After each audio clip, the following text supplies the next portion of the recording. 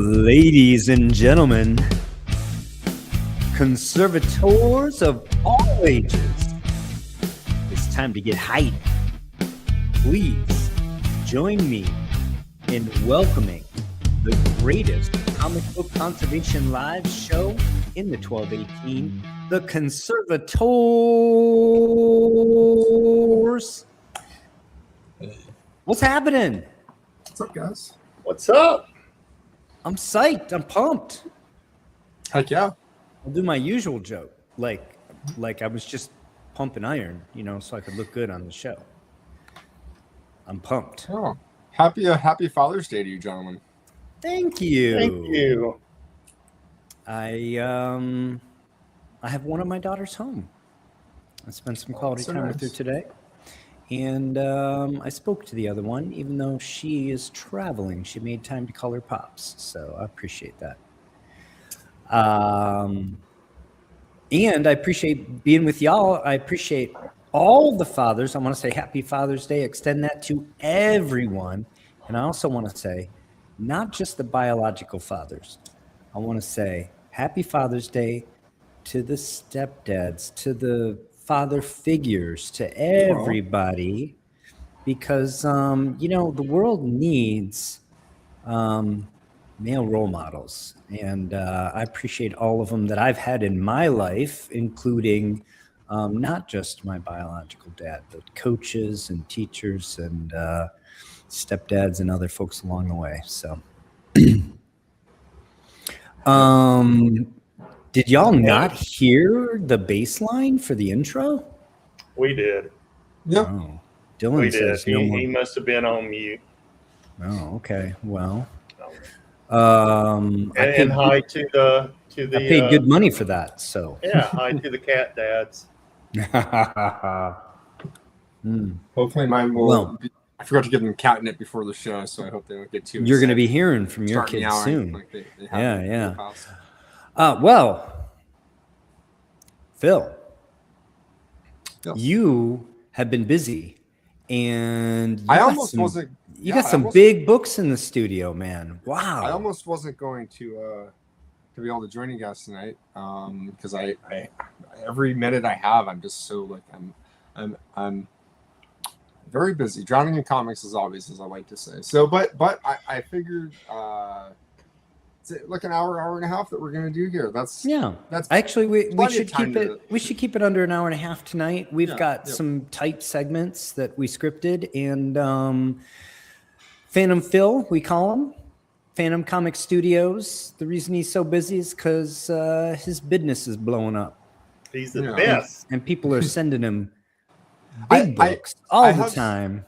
I And got it's some awesome. messages. I definitely still have to get back to you for some people. I have, I think 8 to 10 projects being worked on at the same time. But I did put up about a month ago a halt on submissions. So that is something that honestly, my sticky board here with every client gets a little post-it note. It's getting smaller and smaller in the last month, which is reducing my stress and anxiety and allowing me to wake up, with a little less stress. Because I love working on comics, and I'm grateful that this is my job and my profession. But just like any job, it can become stressful. So managing has been another difficult part about this. So I'm trying to just do my best to manage that right now. Well, we're glad to have you here, and we also have our returning champion, my pal, my co-author, and guy who's completely moved. Almost moved. This should be the last show. Last in show this from the room. old studio. So yeah, it's probably pretty echoey in here. The room's pretty much cleaned out. I've got a few things on the shelf over here, but you can see I'm taking down shelves. All this is empty now. So yeah, should be the last show. So Lucky for us, the Wi-Fi is the last thing to go from Shelby's Comics. Wi-Fi's over there. That is, of course, Dr. Shelby Thompson of Shelby's Comics. You can find him on here on YouTube or Instagram at Shelby's. What is it? Shelby's Comics 10 because 1 through 9 were taken.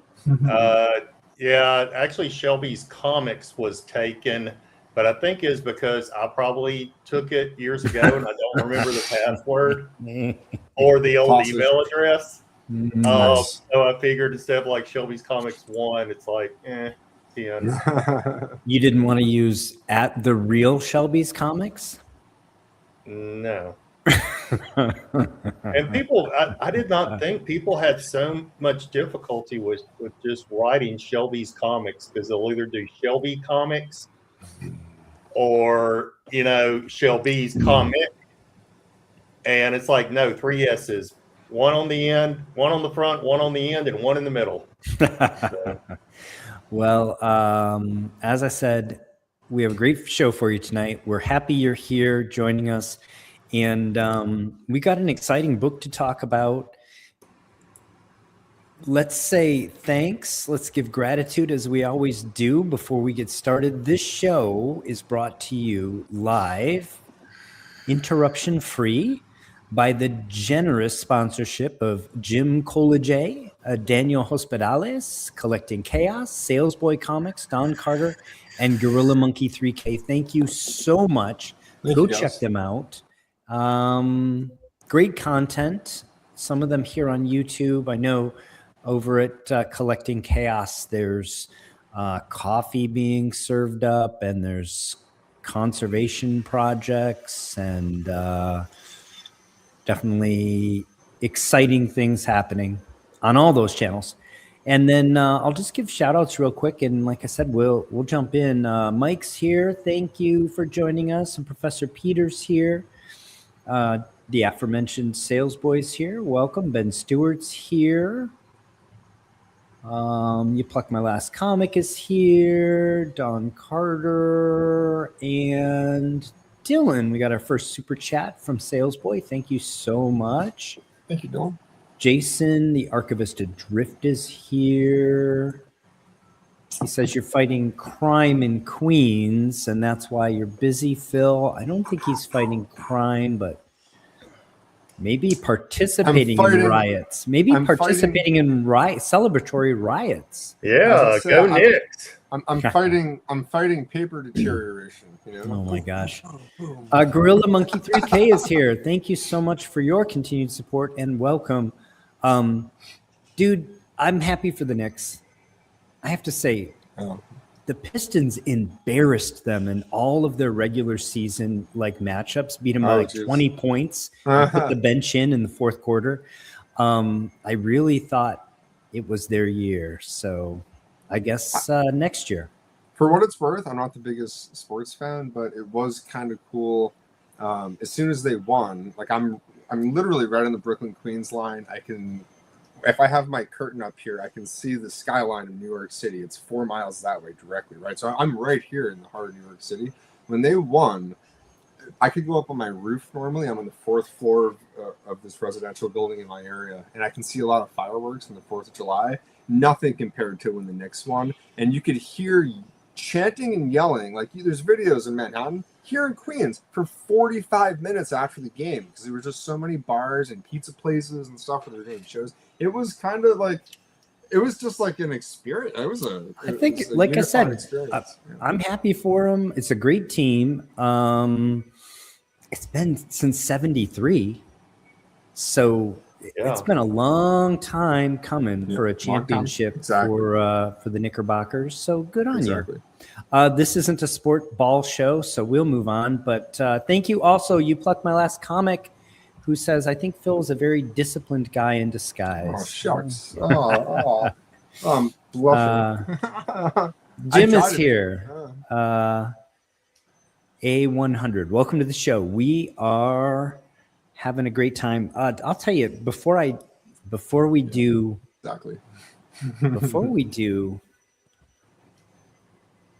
the show proper, anybody else get one of these from our man Vince or Zulo? Ooh. He just keeps putting together, he and the team over there, they just keep putting together these monster auctions. And by the way, Phil, so much original art in this one. Oh yeah. I mean, original I know art some. for days. There's some It's Walking Dead crazy. pages in there that are Mm. gonna. There's the splash page from issue 2. That's like the beginning of the TV show scene where Rick gets out of his car to go get gas. He ran out of gas. I know quite a few people going after that in particular, among some other pieces. So. But It's gonna Action be 160, the Rocket copy, and it's the Rocket copy. That one, so that Incredible. one is being auctioned off tomorrow. I will be tuned in, and it's gonna be fire. So I'm excited for that. That I'm hammers also tomorrow. I believe that's true for the featured auction with the big golden age stuff. Not true for the original art. That's No, because I know the they have next it few segmented days. by. Yeah. Yeah. It might be Wednesday is the OA. Yeah. Yeah. Well, I think without further ado, we'll jump into our planned content and we'll do a little intermission. Shelby's going to kick us off again with a history that's going to give us an intro into our conserved books. And I'm looking forward to this. I do not have a lot of knowledge or experience with Walt Disney comics, and so I'm excited for this segment. Take it away, Shelby. Yeah.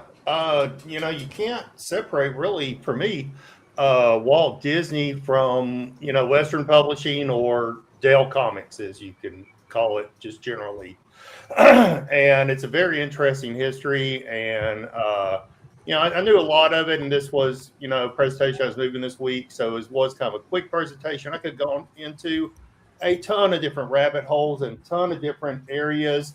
You know, Paul and I talked and he said, you know, just hit the highlights, like the main characters when they first appeared, things like that. And I was like, that's great. You know, it kind of limits me in the area. One of the things I collect, if not a lot of people know this, is here's an example that Dale, during 1 month on all of their comics, had some kind of advertisement for buying bonds and stamps for the war effort.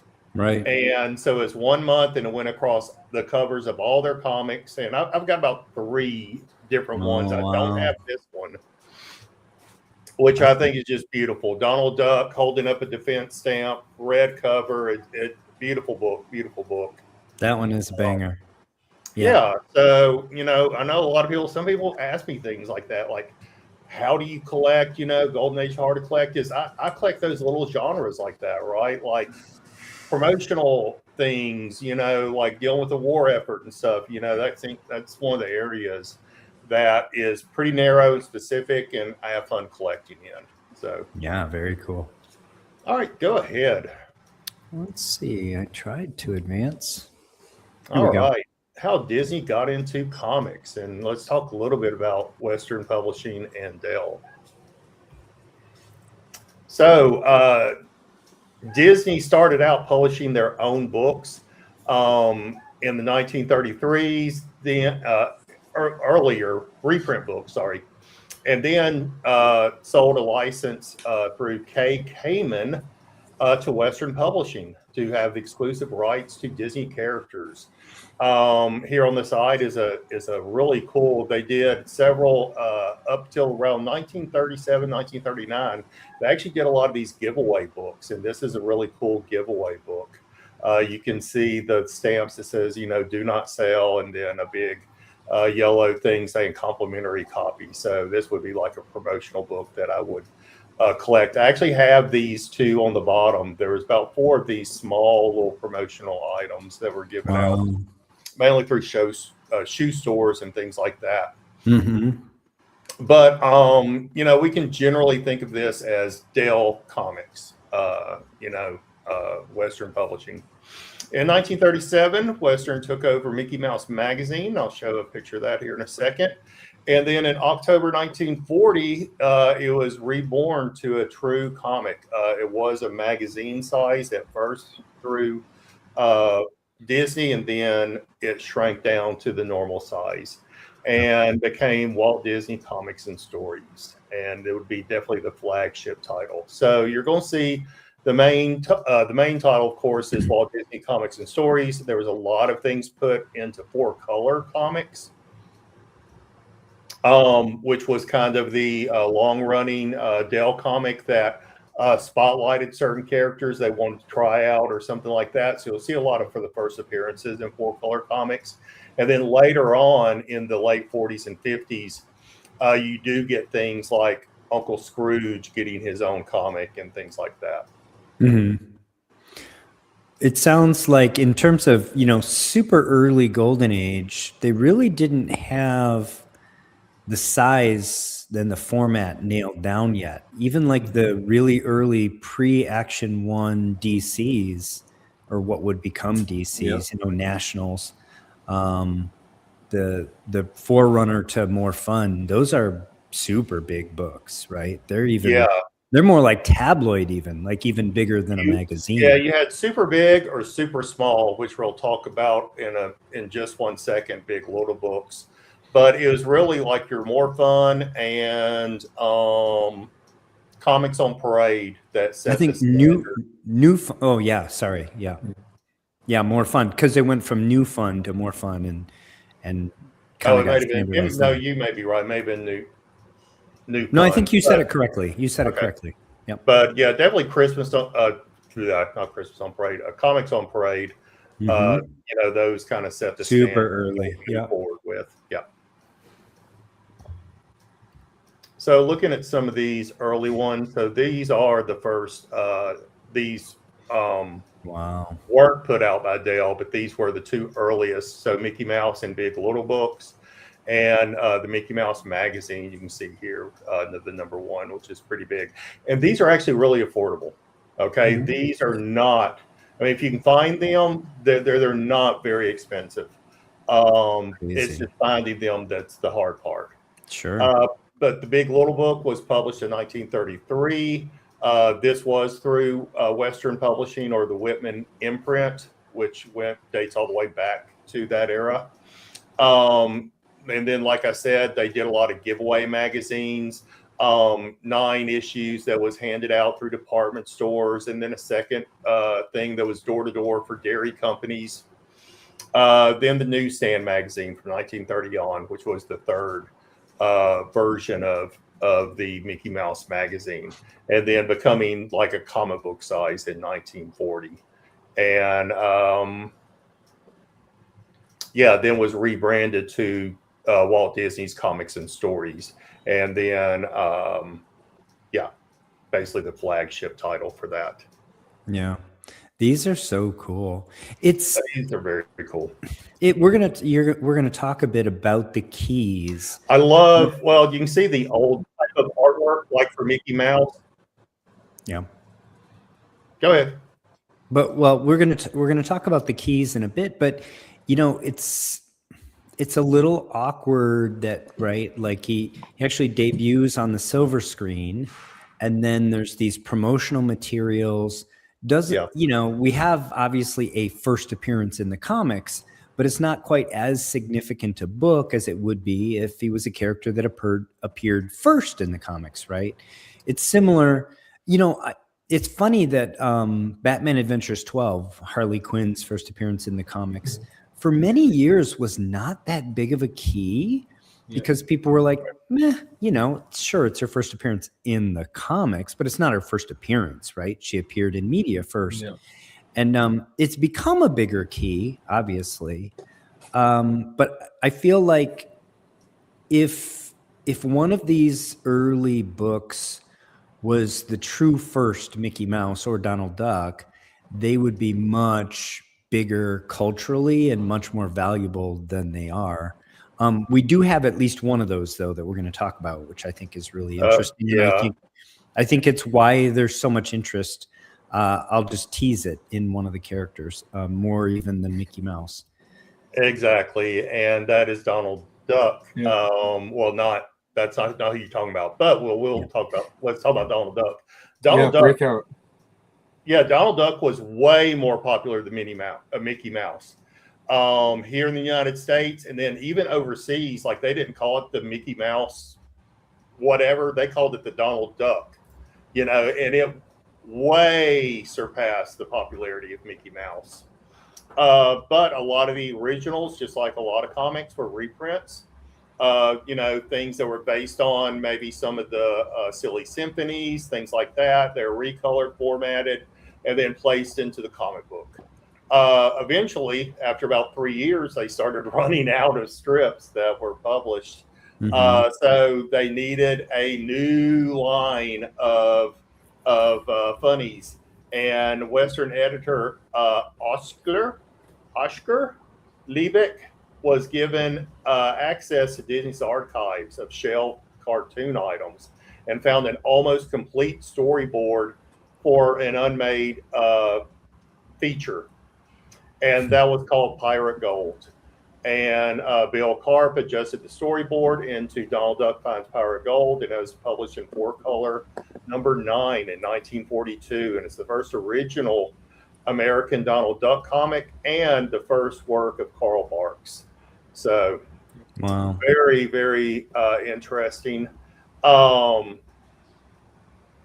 Excuse me. And then 4-color, like I said, really became a tryout series, but a lot of Disney characters premiered. Yeah. Yeah, ducks are cool. Mice are easy. Let's say hi to a few folks before we move on to the next slide. Thank you, Collecting Chaos and Don Carter, for the super chats too. Oh, absolutely. Jim says, just came across Walt Disney Comics and Stories 5, a bit wider than other comics of the era. Probably so. Yeah. And like I said, this is early stuff. They're not really Most golden ages, though, not formalized yet. yeah, even in the golden golden comics age. tend to be a bit wider, really close in height, but definitely wider. Yeah. This is impressive. Ben Stewart says, able to get Scrooge first. Dell 4-color 384. Very Yeah, cool. we'll talk about that book here in a second. Thank you. Jim says, we mentioned earlier, people should go have coffee with you this week. So welcome to the show. Glad to have you. Appreciate the super chat. And then 4-color Flophouse, welcome to the show, says, nice find in the local flea market today. Mickey Presents the Silly Symphonies pop-up hardcover from 33. Needs some work, but at $20, it was a no-brainer. Wow. I would say. Yeah, that's a heck of a find. Don Carter, thanks for the super chat. Appreciate you. I don't know who got fired. Probably me. I'm not doing. My week has been very hectic, and now I'm building up to this last move this coming weekend. So I'm a little bit scattered today. I'm still a little bit knackered from my trip. So, what's y'all's favorite character? Goofy, Minnie, Daisy, the nephews. So give some shout outs as we move on. I'll start, and we'll let Mickey. We'll let the chat come in. I will say, I'm of that era, and I grew up out in the country. We didn't have cable. We just had like the 4 standard channels plus a PBS channel, or the 3 channels plus a PBS. I didn't grow up exposed to any of the Disney characters, really. We didn't have the Mickey Mouse Hour. We didn't have the song and the dance. I mean, some of my cousins would do Mickey because they had cable, but I didn't know anything about it. They were not big. They were not publishing them in the 80s in any kind of a big way. Later in the 80s, Gladstone started reprinting them. But in the early 80s, when I started, that wasn't a thing. You couldn't even really buy them on newsstands. It's just basically almost like a black hole for me culturally. I don't have an opinion. And I actually wonder how many other people of our age are similarly like don't really have a connection to these characters. I know a lot of people our age have a connection to, I'll say, Justice League because of Super Friends, which was a cartoon on, Saturday mornings for us. I just have no connection here. So. Yeah, I wasn't a big Disney fan either growing up. Now, I did love the Sunday nights was, what was it, The Wonderful World of Disney. and they would have a lot of their original movies and stuff that they did, which I really loved. And I've mentioned that on a couple of my videos because I do collect the 1960s photo covers. And so I always talk about, like, where is that stuff streaming at, man? Yeah, You know, Bronzeville, was this oh the my God. cartoons or was this Disney movies? No, they're Disney movies. So you have things like, I vaguely recall this. you know, I think I Shaggy vaguely recall Dog. this. You know, Shaggy Dog was one of those. Yeah. Yeah, there was actually some westerns, you know, with like young Kurt Russell in them. Oh, nice. Things like that. So the Bloodhound Gang, I think, was one. Dude, we had 2 channels in UHF. The rest were in VHF. For me, this is directly related to this segment. Actually, I'm like in a very unique position where, specifically for me, I remember being like 9 years old, 9 years old, and I had my dad gave me and my sister comics, a lot from like his collection when he was a kid, and specifically my favorite stuff to read out of everything. It wasn't the Fantastic Four stuff. It wasn't the superhero stuff. I loved the Walt Disney comics and stories, the 4-color Donald Duck stories, specifically a lot of the 4-color Donald Duck stories. And like one of my earliest memories was I had 2 stacks of comics underneath my bed, raw stacks, like stacked up with like you do, yeah. books in each stack. And on the top, I still have a few stacks like that. On the top of one of Yeah, the they're not. Those aren't comics. was, Go ahead, Phil. I believe it was 4-color 340. The cover is Donald Duck holding an hourglass with like a shark coming at him. It's got kind of like a green background, and it was a very, it's a well-known cover, yeah, attractive mid-grade copy. And I remember seeing it, and then my dad had his Overstreet price guide. I think it was like the 33rd edition, something like that. And I looked it up in the price guide at 8 or 9 years old, and was naturally like, "Oh my God, this is a near mint copy. It's worth the highest number in the price guide." And that, so $20. I simultaneously loved reading the stories. They were my favorite to read, but that was also my inception to also, hey, this book that's under your bed is, even in the grade, once I found out, worth like $25. I was like, this book's worth $25, and I just had this one in the stack. So I have only a very small display of comics in my office, since most of it's art, but I do have this. This wasn't one of the original OG ones. Oh, that's one of my favorite covers. Donald with the gun. Before COVID, and I got this before the price hopped up. I got this for 60 buckaroos on eBay, and it's a really nice mid-grade copy, and I think I think Carl Barks gets a lot of love for good reason, but this is an awesome Walt Kelly cover, and I think his Donald Duck is one of my favorites. And I think this is one of the it should be on the list of like the 100 top Golden Age covers, because it's just so classic. It is. Yeah, I love it. It's right up there with Mickey Mouse with the double barrel shotgun, if you know that cover too. So love that. Is cool. Yeah, thanks for sharing. All right, so let's see what else we got. Yeah, Chitty Mary Chitty Bang Poppins Bang. was one. Chitty Chitty Bang Bang. Oh yeah, I forgot about that. There's a lot of British ones also, but yeah, I just love them all. All right, so some of the characters. Here's some first appearances going across. So the first is Donald Duck. The first cover we'll look at in a second. 4-color number 4. So the top line is, of course, Duck and Mouse, and then the bottom line is supporting characters. But then Mickey Mouse, Minnie Mouse, and Pluto debuted in 4-color 16, which is the Phantom Blot comic. And we'll look at a cover of that in a second. Huey, Dewey, and Louie, and the first Donald original story showed up in 4-color number 9. Then we got to jump all the way to 1947 for Uncle Scrooge, that 4-color 178, which we talked about, as someone mentioned a second ago. Then Gladstone Gander, Walt Disney Comics and Stories 88.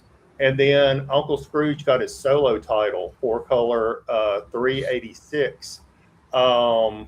in 1952. So those are kind of the main highlights. I didn't look up like Daisy Duck and stuff. I think she was in one of the earlier Donald stories, if I'm not mistaken. And then one of my favorite characters is Gyro Gearloose. Oh yeah. So I do have his first appearance, and then I have a Delphile copy of his second appearance.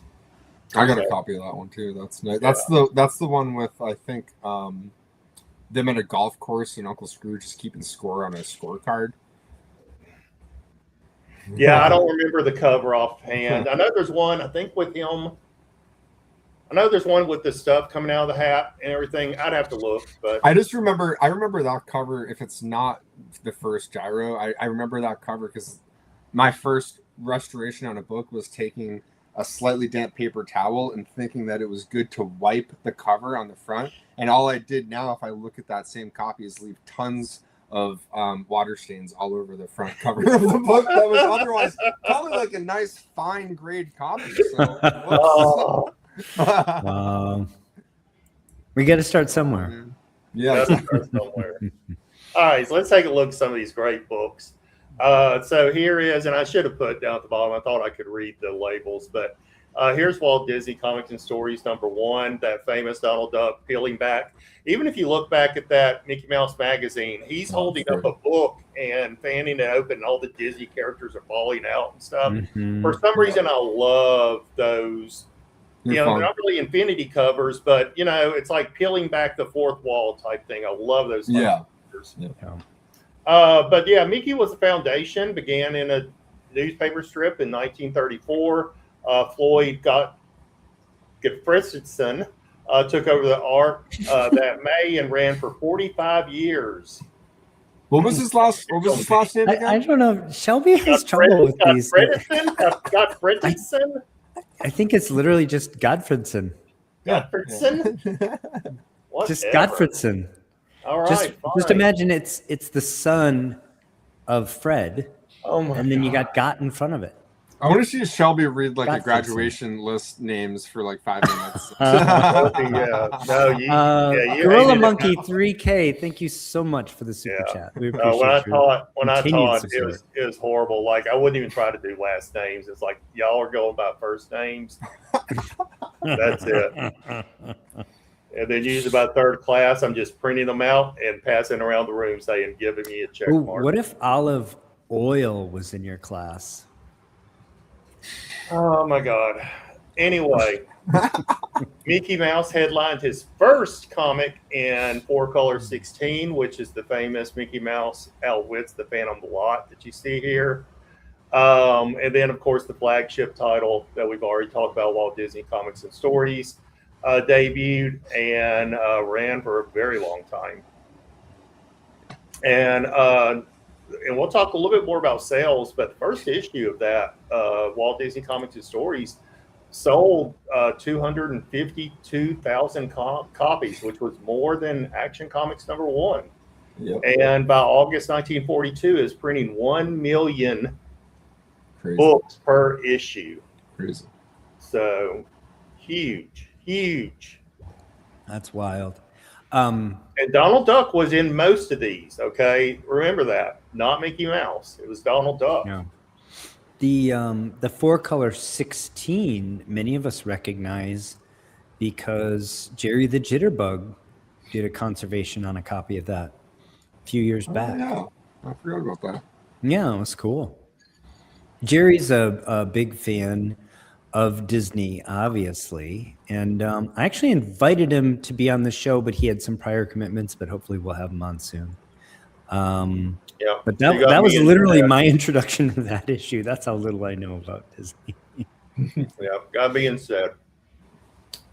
So Carl Barks, of course, is the most important name in Disney Comics.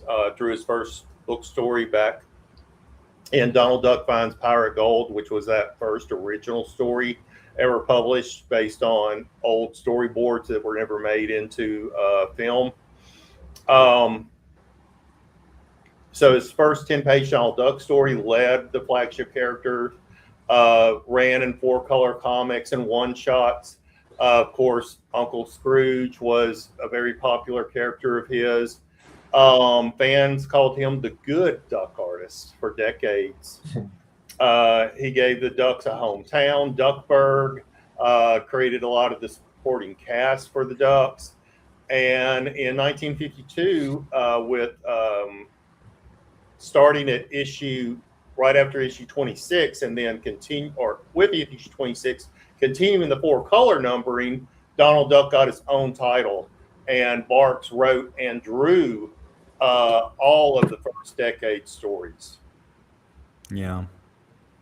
I have read a few of these. I listened to a review of them on the Comic Book Canon, and have an appreciation for what he was doing for sure. I think there's a reason why it's recognized, more than half a century later as a cut above all the other things that were happening. Yeah, most definitely. His stories really were very mature, even though they were written for kids. And like there was nuance, layering to them, subplots, and you're saying everything I. Sorry, you was paused gonna a bit. butcher. So No, I was gonna. I thought I'd just throw kinda some things out there to help you. Thank you. You did good. That was exactly what I was trying to think of. Here's this book we were talking about earlier. So Scrooge McDuck appeared in Christmas on Bear Mountain, 4-color, 178. If you remember, probably a year ago now, I bought a copy of this when I was up in Tennessee. Found a copy at a little store in the Smoky Mountains. Really happy. The guy had bought that book and this Uncle Scrooge #1. He had just sold Uncle Scrooge #1 and apparently made a killing on it because he sold me this book for only like $400. And I was super happy to get it for that price. But yeah, Barks, kept bringing the character back, softened him a little bit from his original story, and Scrooge owned his own title via 4-color 386 in 1952. And by its 4th issue, dropped the 4-color association and became an independent book just called Uncle Scrooge. So, of course, a lot of supporting characters. I love the Beagle Boys every time they appeared. Yeah. Also, the Money Bin, the #1 Dime. And then all these, of course, came basis for DuckTales that was mentioned earlier and was one of the longest running American Disney titles. And that's another one where I just fell in this cultural gap where I was too old to be watching cartoons when that came out. And there was nothing when I was younger. So it's interesting. The kids watch that, and I've seen some episodes. It is fun. But it's not the same as experiencing it when you're a kid, right? Yeah. Yeah, Collecting Chaos, I was going to say Magic of Dispel. That was one of my, when I was a kid, starting to actually put money into the books. Once I realized I had books worth money, I was like, oh, I can get these cooler, and I still have my copy of the first appearance of Magic of Dispel. It wasn't a valuable book. It probably still isn't very valuable, but it's pretty cool, though. As you said, Shelby, there's really like a good amount of supporting characters within this,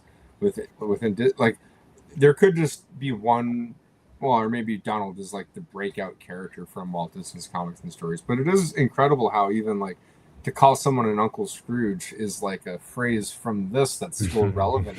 Yeah, that's kind of funny. Yeah, definitely. And of course, he took that from Ebenezer Scrooge. Ebenezer Scrooge. That goes back to and the introduction of Huey, Dewey, and Louie. They were almost a prominent character, and what great stories to write, right? The mischievous nephews always playing tricks on Donald and things like that. So,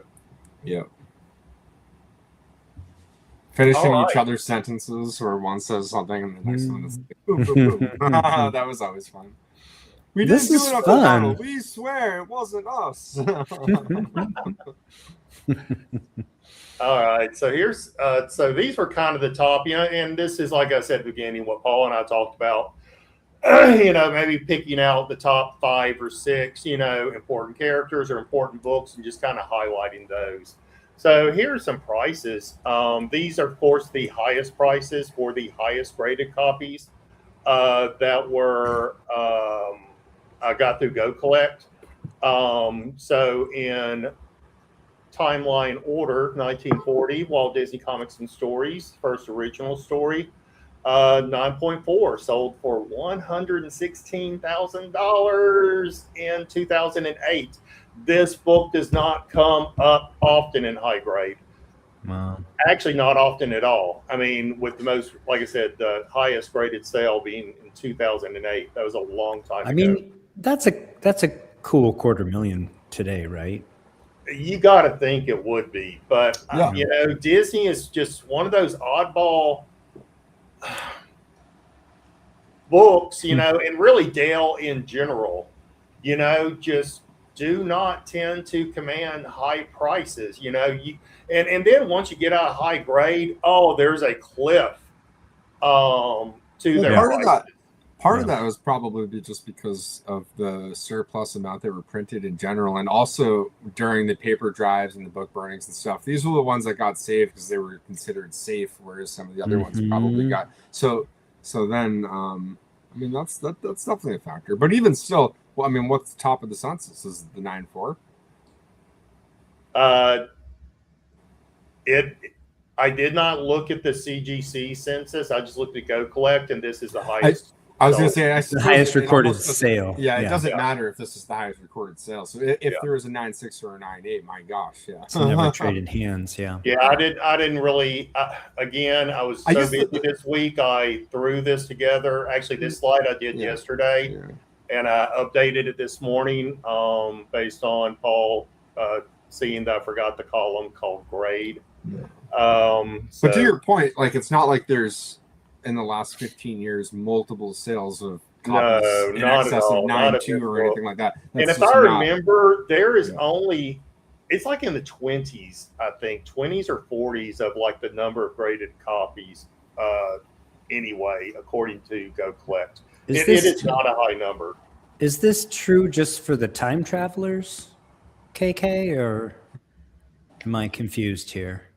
In the late 60s, the early 70s, Dell were the top of the heap for the collectors. So it was the folks that were going into the future and then back, and they were all the rage, right?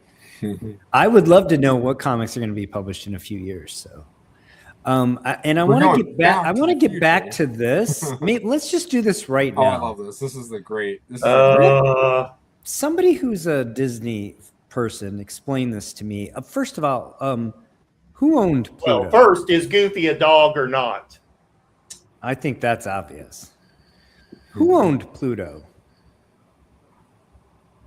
Mickey. I mean, It was Mickey, right? Yeah, I was about to say, I always thought Mickey was the OG owner of Pluto. All right. So, well, I have a second question. How come Donald's not wearing pants?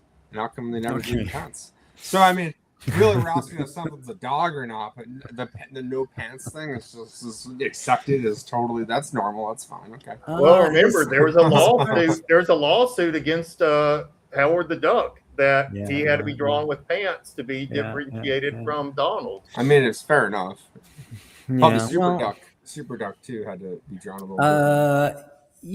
I've seen a few ducks, and their feathers cover up their privates, so they don't really. Pants are superfluous. But this whole thing where Goofy's a free man and Pluto's in bondage is just it's just weird. And I don't know how Goofy could look Pluto in the eye and not feel like he wasn't doing his part for his brother there. But anyway, I digress.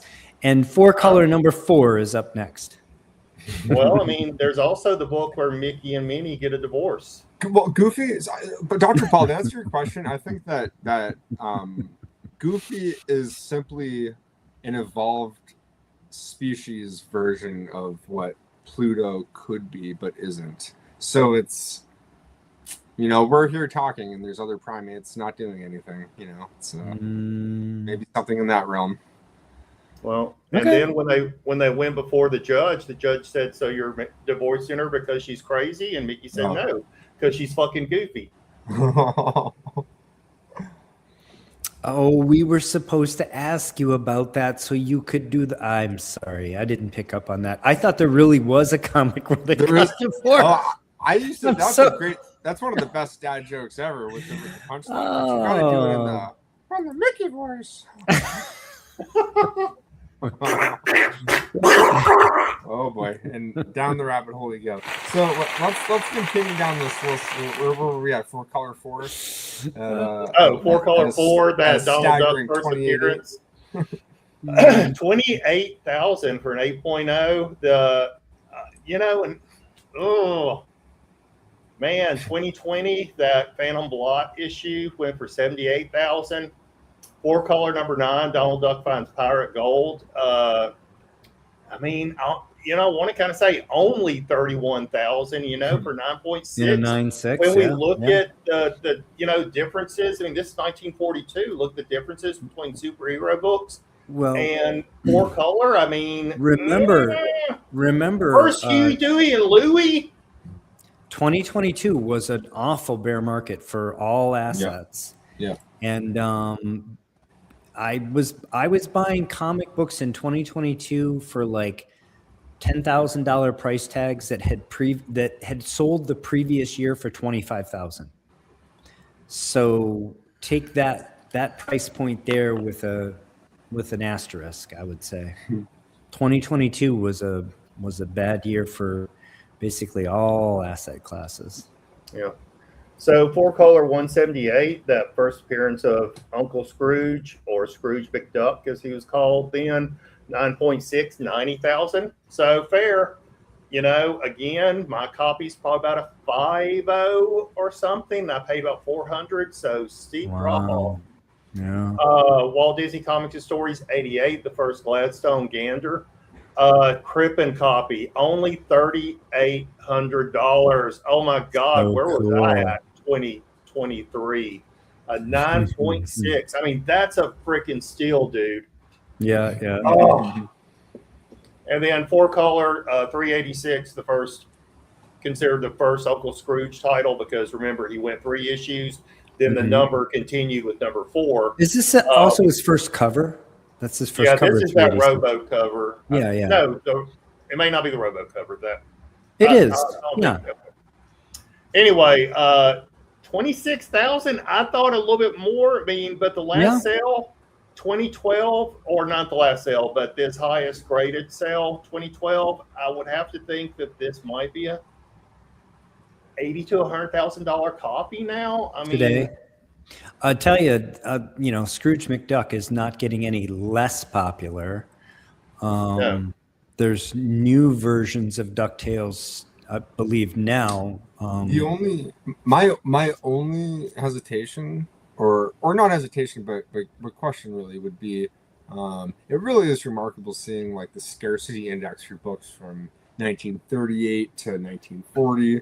And just by comparison, how much scarcer those are from the books from 41 to 43, and how scarcer those are from the ones really. And then you say, so by the time 52 rolls around, I wouldn't be surprised if maybe between May of 2012 when that went up, if maybe there's a few other higher grade ones that came up on the census. It's been almost 15 years. I wouldn't put it past it, but maybe this is one of only 2 or 3 at most, if they're even. But the early 50s are also kind of a lull in sales as well. So that's a good point. Yep. Look at the last few issues of like Captain America comics and how impossible those are to find.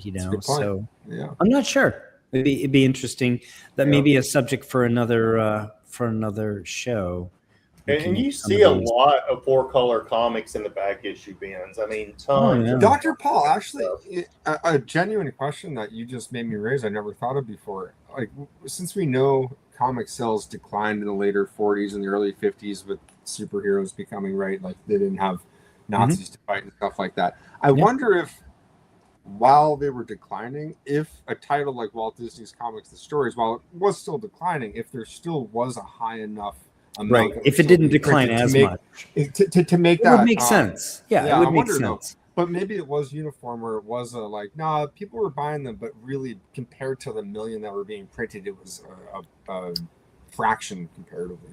Yeah, hard to Yeah. say. Well, and remember, Dale didn't adopt the comics code because they Yeah. always Sure. considered themselves wholesome comics, and they even started printing on their comics.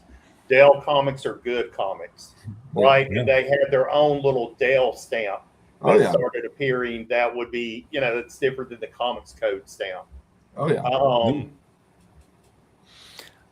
So yeah. Yeah, I don't know, the census numbers for a lot of different titles. I kind of know the census numbers for All-Star Comics, forward and backward. The lowest census count of any of them is issue number 52, which is circa like 50 or 51, something like that. Only 30 copies or thereabout of the census. And whereas, like you look at All-Star 8, of course, practically every one of those is slab because it's for Spring, but nevertheless, closer to 150, right? Well over. Wow. 100. So, they were definitely falling off late. But again, to your point, certainly hero books were not as clear to me whether or not the funny animals were.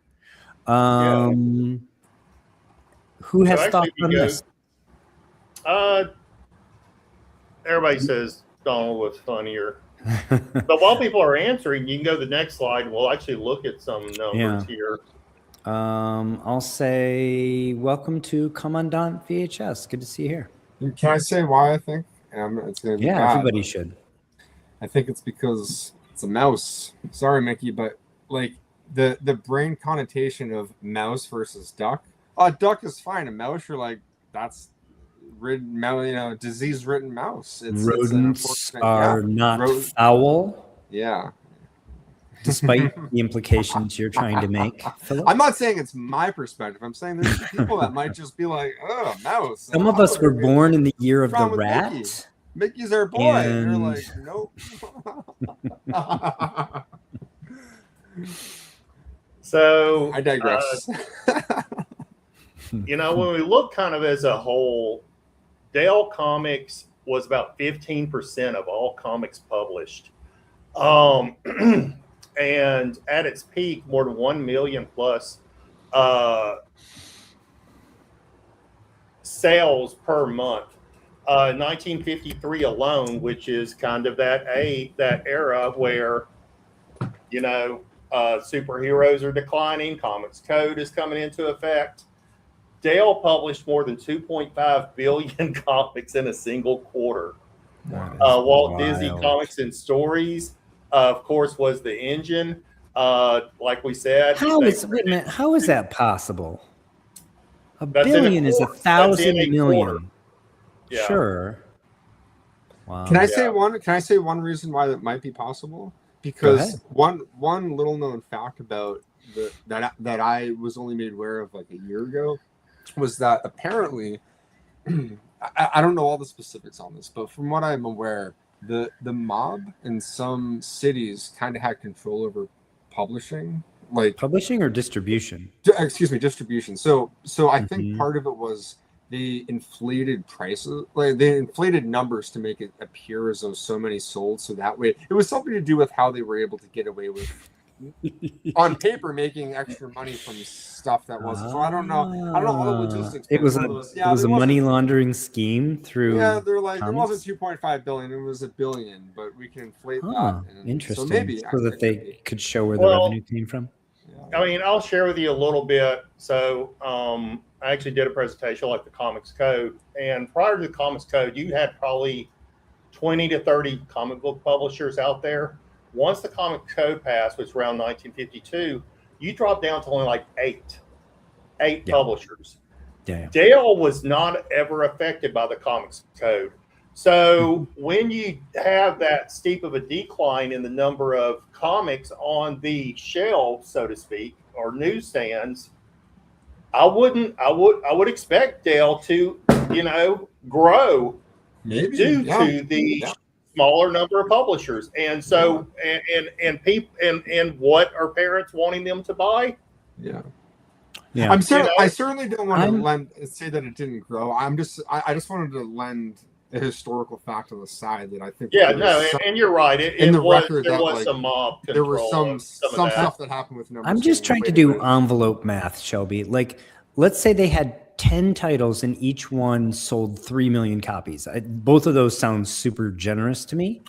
Then that would be 30 million in a month, and you only have 3 months in a quarter. So, How 4 many months in a titles? quarter. So 30 times 4 is still only 120 million, not 1,000 million, not Yeah, I'd have to look back 2,500 at million. what- Like a 2.5 billion is taking. Yeah, I'd have to That's- look back at where I got this. So I'm from. just working on I envelope may have math. got it from Wikipedia, probably. So Yeah, who I mean, knows? I'm an engineer, so I just kind of do like my brain is always just Hey, kind of I'm doing with you, quick dog. sort of I'm with you. envelope math. But Anyway, nevertheless, uh, they sold more comics than anyone else. yeah, and so just looking at like the increase of Walt Disney Comics and Stories, number one sold about 250,000. By 1942, they were selling 1 million. 1946, 2 million. By 1951, 3 million copies of this. And this might answer some of your, Four Color Comics was not a monthly comic; it was a bi-weekly comic at one point. Dale built his lines on licensed characters, so Disney, Warner Brothers, MGM, Walter Lantz. And then, of course, like we was talking about just a moment ago, they also had like subscriptions, multi-year terms, gift cards, premiums that they were putting out. This was printed, not sold on the newsstands, right? When we talk about that 2.5 billion, they were doing giveaways in the hundreds of thousands, True. for shoe stores and dairy companies and everything else. And then, like we said, they didn't do the comics code and refused to join it and ran instead a whole editorial that says we eliminate rather than regulate objectionable material, and long carried that slogan, Dell comics are good comics. Yeah. And then the last slide, I think, just some numbers here. Just looking at Walt Disney Comics and Stories, compared to Captain Marvel Adventures during their peaks, right? So the peak of Captain Marvel Adventures was like 1.4 million per month. Superman, almost 1 million. But then Walt Disney Comics and Stories, 3 million per month. Yeah. And this was from the mid 1940s to 1950s, where you really had that explosion. In a lot of ways of post-war to that early 1950s, and then all them scary books started screwing everything up for us. Well, I learned a lot from that. I think that's fascinating, and great job pulling that together, Shelby. I appreciate it. Yeah. I think everyone does. I saw a few comments I wanted to, this was my childhood, was Looney Tunes. So that was what I was What's up, Doc? exposed to, not Bugs Mickey Mouse, but Bunny. Looney Tunes, yeah. And the Quack Street Boys sounds about right to me.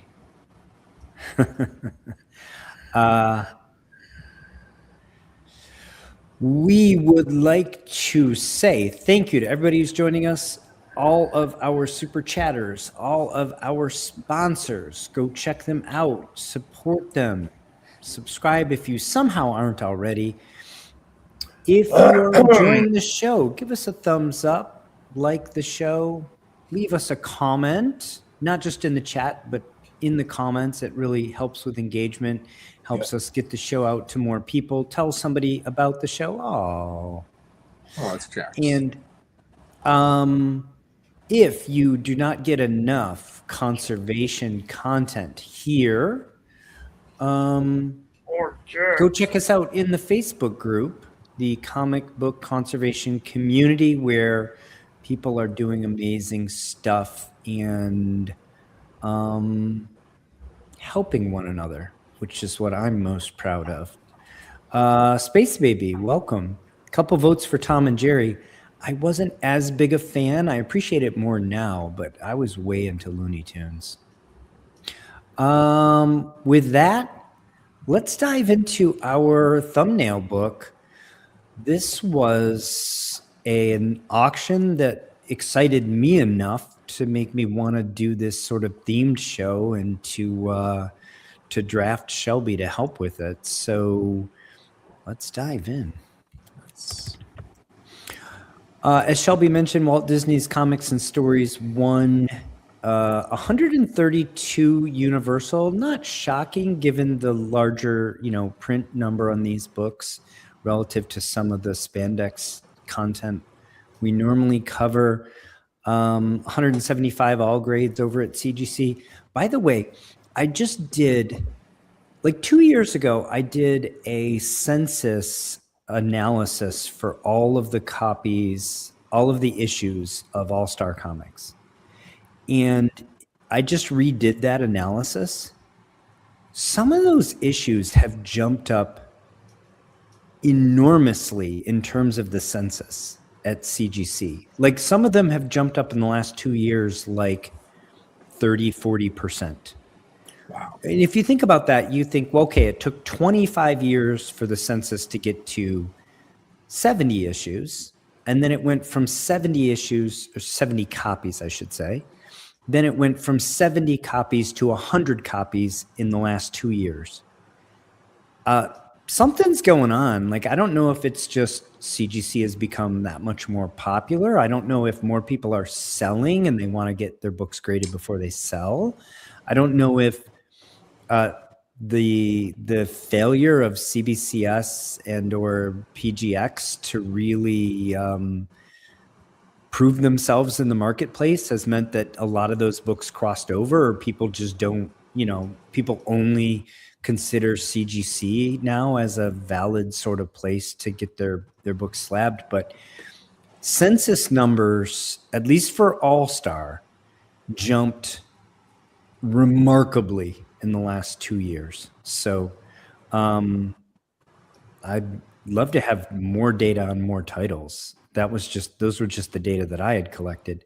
And I don't know how we could see those data, who would keep sort of archived census counts. But regardless, 132 is still a relatively small number for such an important book. Yeah. Median grade is a measly 3 on this, which you could imagine, you could imagine younger readers on this title than maybe. Yeah. These were torn up. You do not find high grade of these. Which is why our featured book is so interesting. As you recall from the thumbnail, it's a 6.0. This is our universal control book, if you will. This is the last sale of a 6.0 universal, cream to off-white pages. This particular one was graded in June of 2025. Multiple crease cover breaks color, multiple spine stress line break cover, finger bends, crease, full center of front cover breaks color. Seems like finger bends ought to have been able to be pressed out, but what do I know? Not always. You know that. This one hammered September 11th, dubious date, 2025 for 8,400 over there on Heritage. And I mean, given the importance of this in the book, mail. That's crazy. Yeah. Oh, yeah. I wanted to show the back cover for that. Yeah. So That's nuts. those of you that haven't noticed yet, it was stamped with the address of the person that received this through the mail. There, you can see it on the bottom right part of the back cover. So this was literally handled by Mr. Postman and still survived in a 6.0. Yeah. So this is what we're gunning for. This is our control universal grade 8.4 kilodollars for those of you in the metric system. And this is our thumbnail book. Well. A conserved 6.0. This sold recently, is all I will say. White pages, graded in January of 2026. So you know it sold after that. The conservation includes cover and centerfold reinforced and staples replaced. You can see right around the staples a little bit of rust migration, it looks like to me. Yeah, and if you notice too, this book and the previous one you showed, 3 staples. Yeah. I did notice it. Big baby. Spine stress lines break cover, crease right top of front cover, crease right bottom of front cover. That's it. They don't mention the rust migration into the paper here. I guess those are enough defects to put it in 6.0. I love the white paper quality here. We'll get a closer look. Also, just like considering the conservation here, reinforce the cover and the centerfold and replace the staples. This seems like exactly the smart kind of conservation you want to do to me, right? Like this creates equity, preserves the book, preserves the readability, arrests the degradation that was happening at the staples, and I'm doffing my hat that I'm not wearing to the conservator here, whoever he or she may be. David Schaefer, welcome to the show. Glad to have you here. A little bit a closer look at this. I mean, this book just says to me solidly 6.0. Again, I think the conservation was exactly what it ought to have been. Yeah. And, you know, I try never really to second guess conservators. I wasn't there. I didn't see the book, especially because we're judging them, you know, in slabs. So you rarely hear me say anything disparaging about anybody else's work. But sometimes we wonder, like, why was this decision or that decision made here?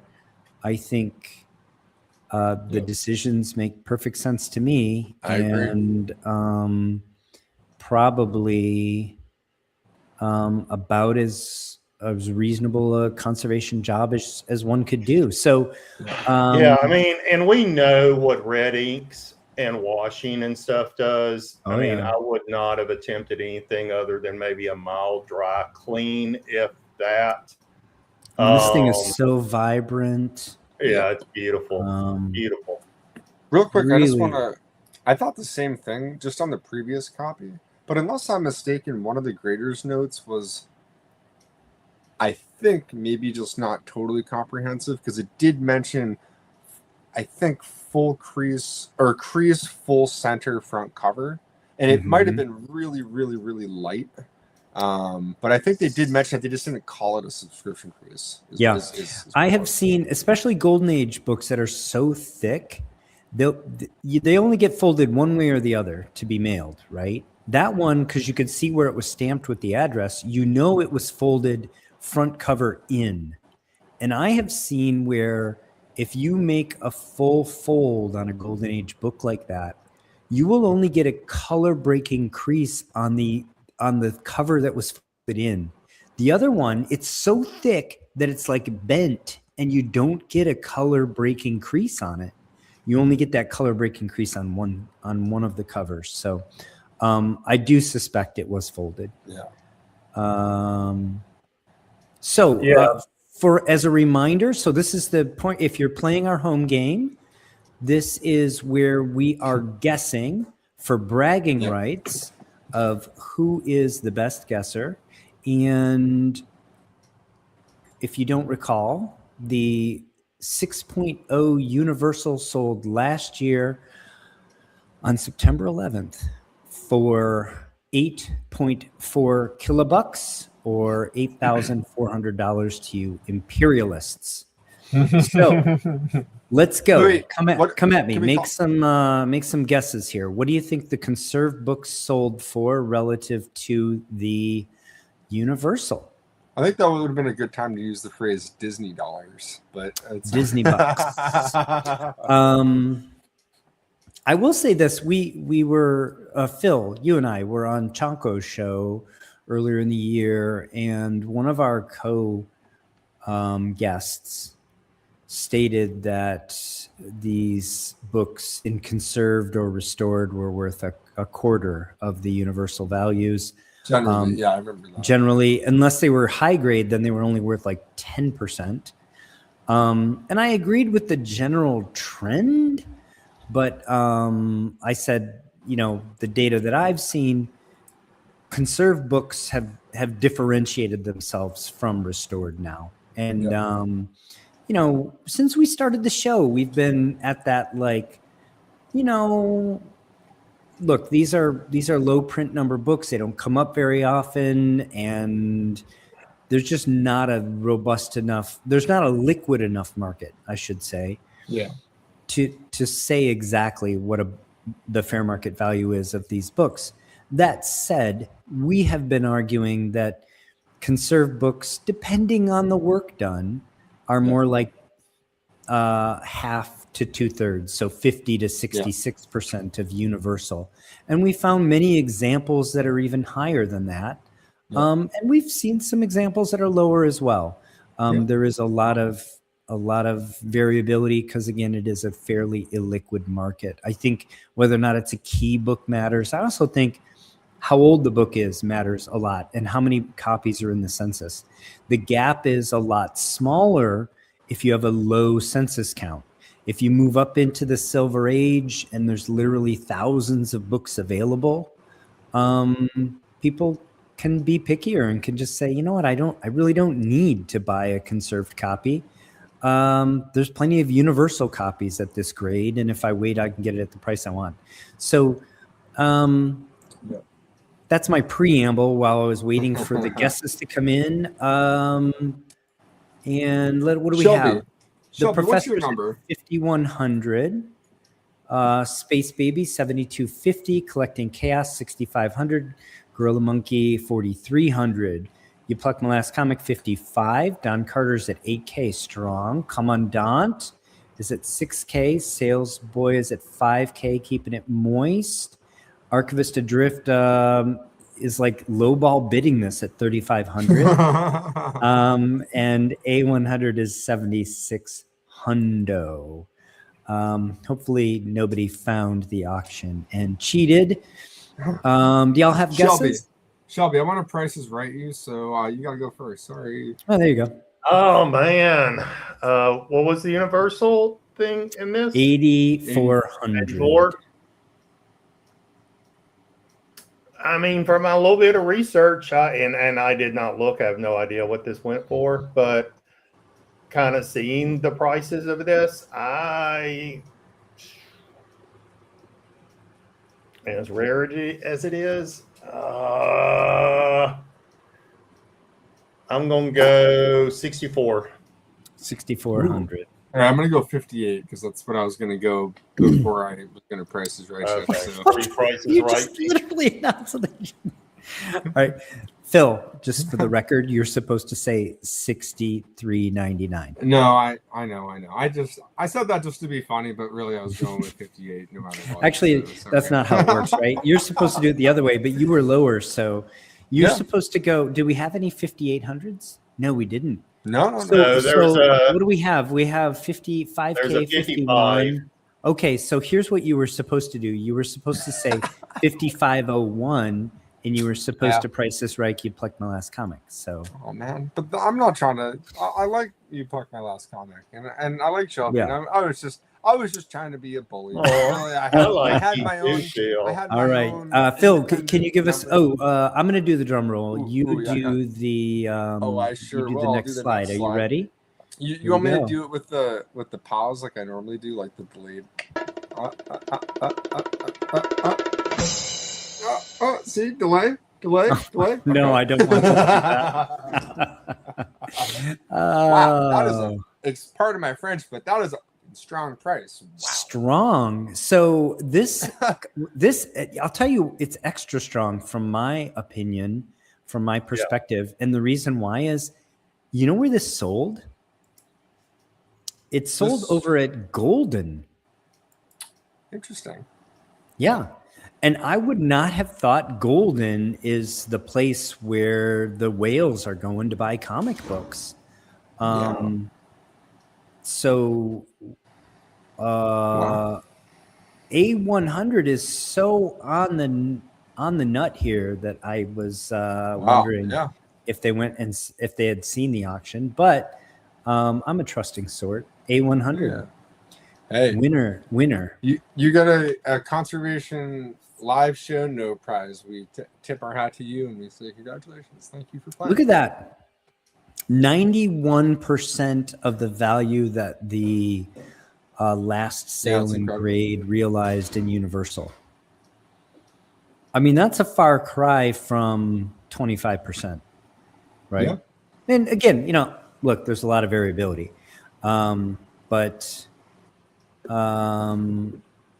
what'd y'all think of that? I mean, heck of a sale.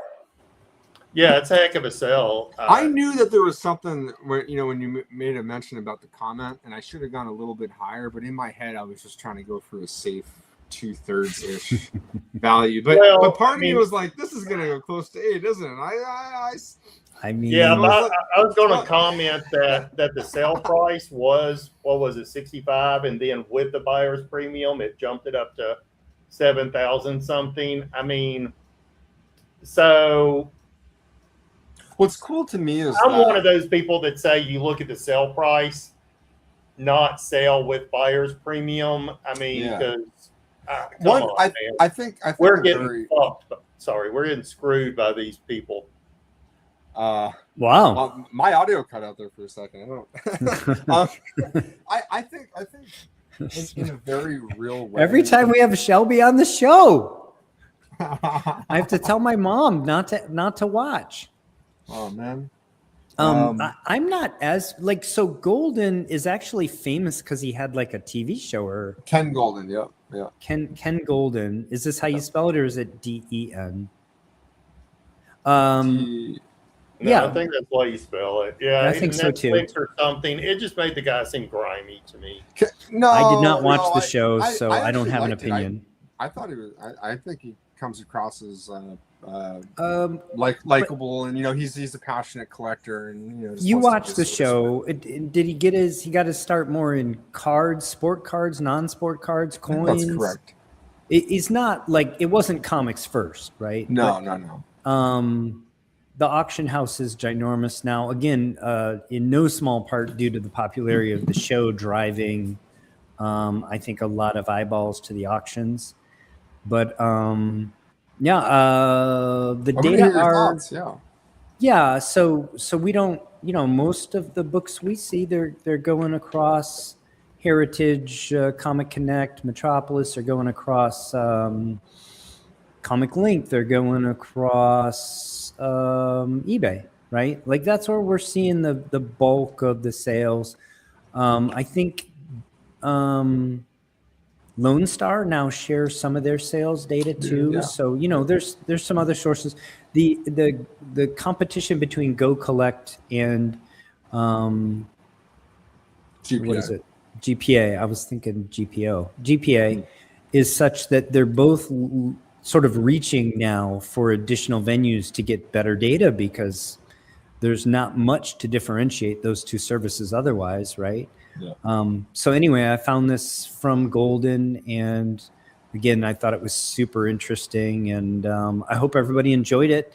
And again, I super appreciate the deep dive, Shelby, because obviously I just I'm lost here.